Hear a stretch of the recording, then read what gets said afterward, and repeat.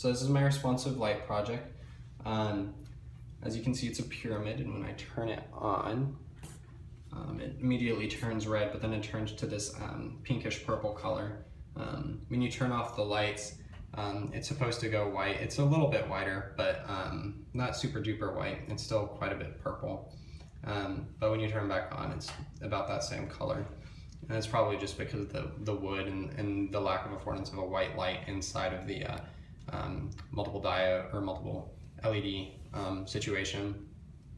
But basically how it works is when you open this door, when it's closed, it's not counting anybody entering the building or the room, so to speak.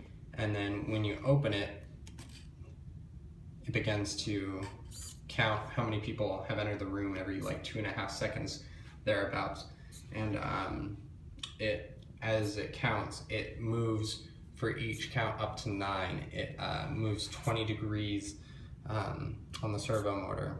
And so as it moves, it's supposed to pull these individual triangle slits inwards due to the lack of affordance of just a larger servo motor, as well as a lack of space, and then just the size of the triangles.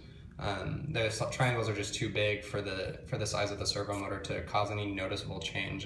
It's a little bit more noticeable on this individual triangle, but it's still not extremely noticeable, unfortunately.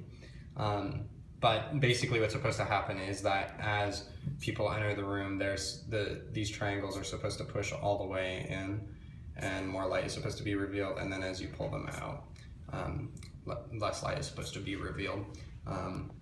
Or as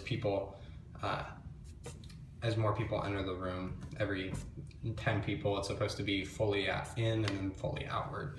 Unfortunately, it didn't work out the way I intended to, but I feel like I learned a lot of laser cutting.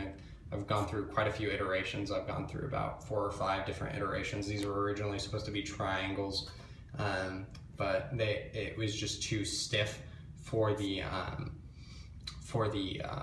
plywood in terms of being able to move. There's a hinge on the bottom, but it broke off on this one. But there's supposed to be a hinge on the bottom that's holding things in,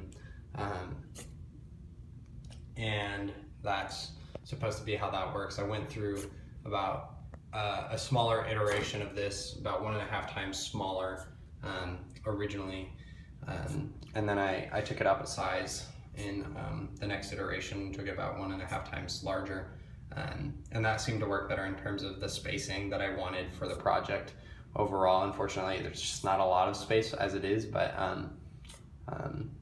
it still works functionally a little bit. Yeah, and so basically how this works is as electricity is being fed through here, and it's a switch, and so I think the positive end is on this one, and then the receiving end is on this one, and when this is shut, I send this receiving node into one of the pins into the Arduino, and the Arduino checks to see if it is a 0 or a 1, 1 being that it's sensing electricity, and then a 0 being it's not sensing